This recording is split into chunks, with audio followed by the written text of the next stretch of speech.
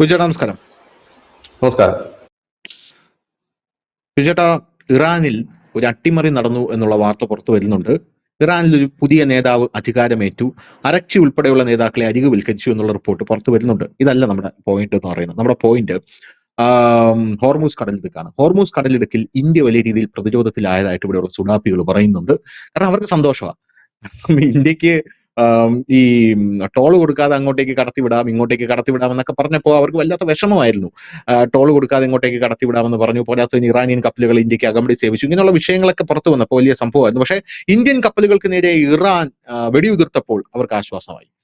പോരാത്തതിന് ഇന്ത്യൻ കപ്പലുകൾക്ക് നേരെ ഉതിർത്തത് മാത്രമല്ല, ഇന്ത്യയും ഇറാനും തമ്മിൽ ഒരു സംഘട്ടനം പോലും അവർ ആഗ്രഹിക്കുന്നുണ്ടോ എന്നാണ് ഞാനിപ്പോൾ മനസ്സിലാക്കുന്നത്. അപ്പൊ ഇവരുടെയൊക്കെ ഒരു പാരലൽ വേൾഡിലാണ് ഇവർ ജീവിക്കുന്നത്. നമുക്കറിയാമല്ലോ, ഇറാനും ഇന്ത്യയും തമ്മിൽ ഒരു യുദ്ധം വന്ന് ഇറാൻ ഇപ്പോൾ ഇന്ത്യ അടിച്ച് തകർത്ത്, പാകിസ്ഥാനും ഇന്ത്യയും യുദ്ധം വരുമ്പോഴും ഇവരുടെ ഇതാണല്ലോ, പാകിസ്ഥാൻ ഇന്ത്യ മൊത്തം കീഴടക്കി, ഇവിടെയുള്ള ആൾക്കാർ മുഴുവനായിട്ട് പാകിസ്ഥാൻ ഇവിടെ അധികാരത്തിൽ, അതൊക്കെയാണ് അവരുടെ ഒരു മൈൻഡ് സെറ്റ് എന്ന് പറയുന്നത്. പക്ഷെ ഇവരോട് പറയാനുള്ളത്, ഇറാനും ഇന്ത്യയും തമ്മിലൊരു യുദ്ധം വന്നാൽ, ഞാൻ നേരത്തെ ഹൈപ്പോത്തറ്റിക്കൽ ക്വസ്റ്റ്യൻ ആയിട്ട് താങ്കളോട് ചോദിച്ചിട്ടുണ്ടായിരുന്നു, നമ്മളും അവരും തമ്മിലൊരു യുദ്ധം വന്നാൽ എന്തായിരിക്കും അവസ്ഥ? കാരണം അമേരിക്ക പോലും ഇറാന് മുമ്പിൽ മുട്ടിടിക്കുന്നുണ്ടല്ലോ എന്ന് അന്ന് കറക്റ്റ് ആയിട്ട് പറഞ്ഞു. നമ്മൾ അടിച്ചവരെ ഷെട്ടി കയറ്റും. യാതൊരുവിധ തർക്കവും അതിലില്ല. കാരണം നമ്മുടെ തൊട്ടടുത്ത് കിടക്കുന്ന രാജ്യമാണ്. ഒരു ഇതും വേണ്ട, അടിച്ച് ഷെട്ടി കയറ്റിയിരിക്കും.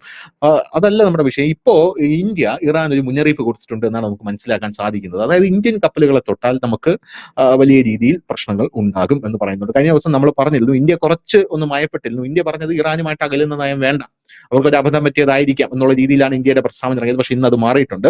ഇന്ത്യ പറയുന്നത് ഹോർമൂസിൽ തൊട്ട് കളിച്ചാൽ, പ്രത്യേകിച്ച് ഇന്ത്യൻ കപ്പലുകളെ തൊട്ട് കളിച്ചാൽ വലിയ രീതിയിലുള്ള പ്രത്യാഘാതം ഉണ്ടാകുമെന്ന് ഇന്ത്യ പറയുന്നുണ്ട്. ഇന്ത്യയുടെ കൂടെ ദക്ഷിണ കൊറിയ ഉൾപ്പെടെയുള്ള രാജ്യങ്ങൾ പിന്തുണയുമായി രംഗത്തെത്തിയിട്ടുണ്ട് എന്നുള്ള റിപ്പോർട്ടുകളും പുറത്തു വരുന്നു. ഈ വിഷയം ഇനി ഏത് രീതിയിലാണ് വളരാൻ പോകുന്നത്? ഇപ്പൊ യുദ്ധത്തിന്റെ ഒരു ആംഗിൾ മാറി തുടങ്ങിയിട്ടുണ്ട്. അതിനൊരു കാരണം ധനുഷ് തുടക്കത്തിൽ പറഞ്ഞതുപോലെ ഇറാന്റെ ഭരണകൂടം ചേഞ്ച് ആയി തുടങ്ങിയിട്ടുണ്ട്.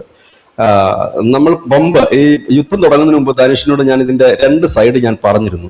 അതിലൊന്ന് പറഞ്ഞു, ഈ രാജ്യം തകരുകയാണെങ്കിൽ, ഇറാൻ തകരുകയാണെങ്കിൽ മറ്റു രാജ്യങ്ങൾ തകരുന്ന പോലെ ആയിരിക്കില്ല. IRGC എന്ന് പറയുന്ന അവരുടെ സൈന്യം വളരെ ശക്തമാണ്. അവർ പല ഗ്രൂപ്പുകളായി പല പ്രവിശ്യയുടെ അധികാരം പിടിച്ച് ഇറാൻ പല പല ഗ്രൂപ്പുകൾക്ക് കീഴിൽ മുമ്പോട്ട് പോകുമെന്ന് പറഞ്ഞിരുന്നു. കാരണം അവിടുത്തെ ഭരണകൂടവും കാര്യങ്ങൾ സിസ്റ്റം തകർന്നു കഴിഞ്ഞാൽ ഇവരെല്ലാം, ഇവരുടെ കയ്യിൽ ആയുധമുണ്ട്, സിസ്റ്റം ഉണ്ട്. കാരണം ഇവരെല്ലാം പ്രത്യേകം അധികാര കേന്ദ്രങ്ങളായി ഓരോരുത്തടത്തും മാറും, ഓരോ പ്രവിശ്യകളുടെ ഓരോ. ഇപ്പോൾ അതിന്റെ നീക്കങ്ങളാണ് ഇറാനിൽ നടന്നുകൊണ്ടിരിക്കുന്നത്. ഇതിന്റെ രണ്ടാം ഭാഗമാണ് ഇപ്പോൾ നടക്കുന്ന സംഭവം എന്ന് വെച്ചാൽ, ഇറാൻ സ്വാഭാവികമായി തന്നെ പ്രതിരോധത്തിലായിരിക്കുന്നു എന്ന് പറയേണ്ടി വരും. ഇവിടെയാണ് നമ്മൾ പറയുന്നത്, ഇപ്പോൾ അവിടെ പട്ടാള ഭരണം എന്ന് പറയാൻ കഴിയില്ല. കാരണം പട്ടാള ഭരണം എന്ന് വെച്ചാൽ ഒരാൾ വരുമ്പോഴാണല്ലോ പട്ടാള ഭരണം എന്ന് പറയാൻ. ഇവിടെ 5 പേരാണ് വന്നിരിക്കുന്നതെന്നാണ് നമുക്ക് മനസ്സിലാക്കാൻ കഴിയുന്നത്. 5 നേതാക്കളാണ് ഉയർന്നു വന്നിരിക്കുന്നത് ഈ അധികാരത്തിന്റെ ഇതിലേക്ക് വേണ്ടിയിട്ട്.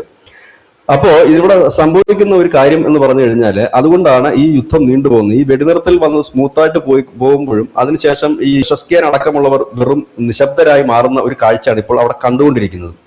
കാരണം ഇതിന് ചർച്ചയ്ക്ക് പോകാൻ ആളില്ല, ചർച്ചയ്ക്ക് താല്പര്യമില്ല. അപ്പൊ ഇവിടെ ഓരോരുത്തർക്കും അവരുടേതായ ഭാഗങ്ങൾ പിടിച്ചെടുക്കണം. അതായത് ഇതിനകത്തുള്ള ഈ സൈന്യത്തിന്റെ തന്നെ പല കമാൻഡർമാർക്കും പല വിങ്ങിനും, ഇതിന് പാകിസ്ഥാന്റെ സഹായം ലഭിക്കുന്ന ചില കമാൻഡർമാരും അങ്ങനെയുള്ളവരുണ്ട്. അങ്ങനെ പലർക്കും ഇതിന്റെ ഇതിൽ പിടിച്ചു വെച്ചുകൊണ്ട് ഹോർമൂസിൽ കൂടെ പോകുന്ന കപ്പലുകൾക്ക് ചുങ്കം ഏർപ്പെടുത്തും. ഇപ്പോൾ IRGC commander major general Ahmad Vahidi എന്ന് പറയുന്ന ഒരുത്തനാണ് വന്നിരിക്കുന്നത്. ഈ വാഹിദി എന്ന് പറയുന്നവനും അവൻ്റെ സംഘവുമാണ് ഇപ്പോൾ അവിടെ തീരുമാനങ്ങളെല്ലാം എടുക്കുന്നത്. ഇവനാണ് പറഞ്ഞിരിക്കുന്നത്, ഇപ്പോൾ US ഇനി നമ്മൾ ചർച്ചയ്ക്കൊന്നും പോകേണ്ട ആവശ്യമില്ല, US യാതൊരുവിധ രീതിയിലുള്ള ഒരു ഒത്തുതീർപ്പിനും തയ്യാറല്ല എന്ന് ഇവന് പറഞ്ഞിട്ടുണ്ട്. പക്ഷേ അബ്ബാസ് അറാഖ്ചി ഇരിക്കുന്ന സമയത്ത് അബ്ബാസ് അറാഖ്ചി US മൃദു സമീപനമാണ് സ്വീകരിച്ചതെന്ന് ന്യൂയോർക്ക് ടൈംസ് റിപ്പോർട്ട് ചെയ്യുന്നുണ്ട്. പക്ഷേ ഇപ്പോൾ വാഹിദി വന്ന ശേഷം ഇവൻ US മാത്രമല്ല, ഇവൻ ഇന്ത്യയോടും ഒരു ചൊരുക്കുണ്ട് എന്നുള്ള രീതിയിലാണ് ഇപ്പോൾ റിപ്പോർട്ടുകൾ പുറത്തു വരുന്നത്. ഇറാന്റെ ഭാഗത്തു നിന്നുള്ള ചെയ്തികൾ കണ്ടാൽ നമുക്ക് അങ്ങനെയാണ് മനസ്സിലാക്കാൻ സാധിക്കുന്നത്. അല്ല, ഞാൻ പറഞ്ഞത് ഇറാൻ മാറിയിരിക്കുന്നു, അതാണ് ആ യുദ്ധത്തിന്റെ ഫലം. കാരണം ഇറാനില് ഇപ്പോഴത്തെ ഈ സൈനിക ടീമുകൾക്ക് അല്ലെങ്കിൽ സൈനിക നേതൃത്വത്തിന് ഒരു കാര്യം വ്യക്തമായി, ഇറാൻ അമേരിക്ക വലിയ രീതിയിൽ അറ്റാക്ക് ചെയ്യുന്നുണ്ട്. അതുകൊണ്ട് ഇതേ രീതിയിൽ ഇനി ഇറാൻ മുൻപോട്ട് പോവില്ല. അപ്പോൾ എന്ത് പറ്റണം? തങ്ങൾക്ക് കൈവശം ഇരിക്കുന്നത് തങ്ങൾക്ക് അധികാരം നിലനിർത്തണം. കാരണം ലോകത്തിലെ ഏറ്റവും സുഗമന്മാരും സമ്പത്തുമുള്ള, നമ്മൾ ഇതൊക്കെ യുദ്ധം തുടങ്ങുന്നതിന് മുമ്പ് നമ്മൾ വളരെ വിശദമായിട്ട് ചർച്ച ചെയ്തതാണ്. ഖമേനി ഇരിക്കുന്ന സമയത്ത് അവരുടെ ഈ IRGCക്ക് വലിയ രീതിയിൽ അവിടുത്തെ പട്ടാളക്കാർക്കൊക്കെ വലിയ ശമ്പളവും ആനുകൂല്യങ്ങളും സുഖ സൗകര്യങ്ങളും ഉണ്ടായിരുന്നു. കാരണം അദ്ദേഹത്തിന്റെ വിശ്വസ്തരായ ആളുകളായിരുന്നു ഇവര്. പക്ഷെ ഇപ്പോൾ എന്താണെന്ന് വെച്ചാൽ ഇവരൊക്കെ ഓരോ സ്ഥലങ്ങൾ വേണം. ചിലർക്ക് എണ്ണപ്പാടങ്ങൾ വേണം, ചിലർ പാകിസ്ഥാനുമായിട്ട് ചില ഡീലുകൾ ചില കമാൻഡർമാർ ഇപ്പൊ തന്നെ ഉറപ്പിച്ചു എന്നാണ് പറയുന്നത്. എണ്ണപ്പാടങ്ങൾ പാകിസ്ഥാന് കൊടുക്കുക എന്നുള്ളത്, അങ്ങനെ ഡീല് വെച്ചു. സമ്പത്തുണ്ടാക്കുക എന്നുള്ളതാണ് ലക്ഷ്യം. ചിലർക്ക് ഹോർമുസ് കടലെടുക്ക് വേണം, ചിലർക്ക് മറ്റ് പ്രവശ്യങ്ങളാണ്. കാരണം ചിഹ്ന ഭിന്നമായിട്ട് ഈ മുമ്പ് നമ്മളിത് ഇതേ രീതി കണ്ടത് അഫ്ഗാനിസ്ഥാനിലായിരുന്നു. പക്ഷെ അഫ്ഗാനിസ്ഥാൻ പിന്നീട് താലിബാന്റെ കയ്യിലേക്ക് ഒതുങ്ങിപ്പോകുന്ന ഒരു കാഴ്ച നമ്മൾ കാണാം. പക്ഷെ അഫ്ഗാനിസ്ഥാൻ പോലെയല്ല ഇറാൻ. കാരണം ഈ ഒരേ രീതിയിലുള്ള ഒരു സൈന്യമാണ് പലതായിട്ട് സ്പ്ലിറ്റ് ചെയ്ത് പല കമാൻഡർമാരുടെ കീഴിൽ പല നിലപാടും ചിന്തകളുമായി നിൽക്കുന്നത്. ഇവരെ സംബന്ധിച്ച് മുമ്പ് ഇവര് ഖമേനി ഉള്ള സമയത്ത് അവർ നിലനിന്നിരുന്നത് ഒരൊറ്റ രാജ്യം, നമ്മുടെ രാജ്യം എന്ന നിലയിലാണെങ്കിൽ ഇപ്പോൾ അങ്ങനെയല്ല, സ്വാർത്ഥ താല്പര്യങ്ങളാണ് അത് കടന്നുകൊണ്ടിരിക്കുന്നത്. അതിന്റെ ഭാഗമായിട്ടാണ് ഇന്ത്യൻ കപ്പലുകൾക്ക് നേരെ ഇപ്പോൾ അറ്റാക്ക് നടന്നിരിക്കുന്നത്. പക്ഷെ കഴിഞ്ഞ ദിവസം ഇന്ത്യയുടെ മുന്നറിയിപ്പിന് തൊട്ട് പിന്നാലെ നമ്മുടെ ഒരു ഷിപ്പ് അവിടുന്ന് ഹോർമുസ് പുറത്ത് കടന്നിട്ടുണ്ട്, പേര് വിട്ടുപോയി. ആ ഒരു ഷിപ്പ് പുറത്ത് കടന്നിട്ടുണ്ട്, ദേശ് ഗരിമ ഷിപ്പ് അവിടുന്ന് അതിനുശേഷമാണ് വരുന്നത്. ഇപ്പൊ India, Saudi Arabia, Ajit Doval S Jaishankar ഇപ്പോൾ വിദേശ രാജ്യങ്ങൾ, അതായത് മിഡിൽ ഈസ്റ്റിൽ അദ്ദേഹം എത്തിയിരുന്നു. സൗദി അറേബ്യയുമായിട്ടുള്ള ചർച്ചയിൽ അജിത് ഡോവൽ പറഞ്ഞൊരു കാര്യം, ചുങ്കം അനുവദിക്കാൻ കഴിയില്ല, കാരണം ഈ കടലിടുക്കിൽ ചുങ്കം ഏർപ്പെടുത്തുന്നതിനോട് താങ്കൾക്ക് യോജിപ്പില്ല എന്ന് സൗദിയെ ഇപ്പോൾ ഇന്ത്യ അറിയിച്ചിരിക്കുന്നത്. ഏതാണ്ട് എല്ലാ ലോകരാജ്യങ്ങളും ആ ഒരു നിലപാടിലേക്കാണ്. കാരണം പൊതുവായിട്ടുള്ള കടലിടുക്കിലേക്ക് ചുങ്കം ഏർപ്പെടുത്തുന്ന രീതിയോടെ ഇത് ചെയ്യില്ല. ഇവിടെ ശ്രദ്ധിക്കേണ്ട ഒരു കാര്യം, ഇന്ത്യക്ക് ചുങ്കം ഉണ്ടാകില്ല എന്ന് ഇറാൻ പറഞ്ഞ ആ ഇറാൻ ഇപ്പോൾ നിലപാട് മാറ്റിയിരിക്കുന്നു. ഇറാൻ എന്ന് പറയുമ്പോൾ നമുക്കറിയാവുന്ന പെഷസ്കിയാനും അവരുടെ വിദേശകാര്യമന്ത്രി അരാക്ചയൊന്നും അല്ല ഇപ്പോൾ അവിടെ ഉള്ളത് എന്നുള്ളതാണ് മറ്റൊരു യാഥാർത്ഥ്യം. കാരണം അവരെ ഒന്നും ഇപ്പോൾ പിക്ചറിൽ കാണുന്നേയില്ല. ഇതിനിടയിൽ ശ്രദ്ധേയമായ ഒരു കാര്യമുണ്ട്. കഴിഞ്ഞ 7 ആഴ്ചയായിട്ട് ശ്രീ ഖമേനിയുടെ മൃതദേഹം അവർക്ക് സംസ്കരിക്കാൻ കഴിഞ്ഞിട്ടില്ല. അതും ഇറാനെ സംബന്ധിച്ച് വലിയ തലവേദനയാണ്. 7 ആഴ്ചയായി.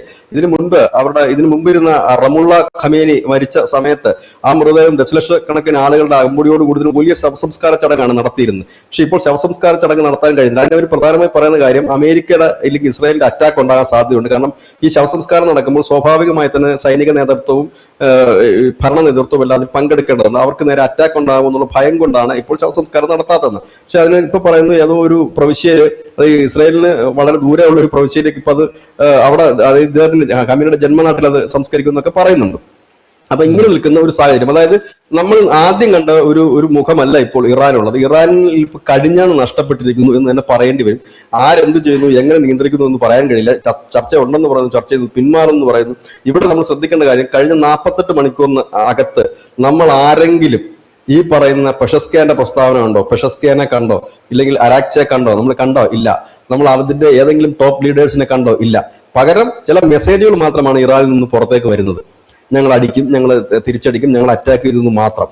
ഇതിനർത്ഥം ഇറാനിലെ ഭരണമാറ്റം നടന്നിരിക്കുന്നു. ഭരണമാറ്റമല്ല, അത് പിടിച്ചെടുത്തിരിക്കുന്ന ഒരു വിഭാഗം ഈ പറയുന്ന സൈനിക മേധാവി അതിന്റെ നിൽക്കുന്നു. പക്ഷെ സൈനിക മേധാവിക്ക് കീഴിൽ ഉള്ള കമാൻഡർമാരൊക്കെ ഈ സെപ്പറേറ്റ് അവർക്ക് പൈസ ഉണ്ടാക്കാൻ പറ്റുന്ന മേഖലകൾ തെരഞ്ഞെടുത്ത് അതിനെ സംരക്ഷിക്കുക എന്നുള്ള നീക്കത്തിലേക്കാണ് പോകുന്നത്. ഇതിന്റെ ഇടയ്ക്കാണ് അമേരിക്കൻ നിലപാട് കടുപ്പിക്കുകയും കൂടി ചെയ്യുന്നത്. ഏതായാലും യുദ്ധം കുറച്ചുകൂടെ ശക്തമാകുന്നു എന്നുള്ളതാണ്. പക്ഷെ യുദ്ധം തീർന്നാലും അവിടെ സംഭവിക്കാൻ സാധ്യതയുള്ളത് അഫ്ഗാനിൽ സംഭവിച്ചതുപോലെ, ഇത് നമ്മൾ മുമ്പ് പറഞ്ഞിരുന്നതാണ്, സിറിയ സംഭവിച്ചതുപോലെ, യമനിൽ സംഭവിച്ചതുപോലെ സെപ്പറേറ്റ് ഓരോ വിങ്ങാൻ നിൽക്കും. പിന്നീട് ഇത് ഒരു ഭീകരവാദത്തിന്, കാരണം പണം വേണമല്ലോ മുമ്പോട്ട് പോകാൻ, ഭീകരവാദവും മയക്കുമരുന്ന് കച്ചവടമായിട്ട് മുമ്പോട്ട് പോകും. കാരണം നമുക്ക് പിന്നെയും തലവേദനയായിട്ട് ഒരു രാജ്യം കൂടി മാറുന്നു എന്നുള്ളതാണ് നമുക്ക് മനസ്സിലാക്കാൻ കഴിയുന്നത്. കാരണം അവരുടെ കണ്ണിൽ, ഇസ്ലാമിന്റെ കണ്ണിൽ നമ്മളെ നോക്കുമ്പോൾ നമ്മൾ കാഫറുകളാണ്. ജൂതന്മാരെ പോലെ, ക്രിസ്ത്യാനിയെ പോലെ ഹിന്ദുക്കളും കാഫറുകൾ തന്നെയാണ്.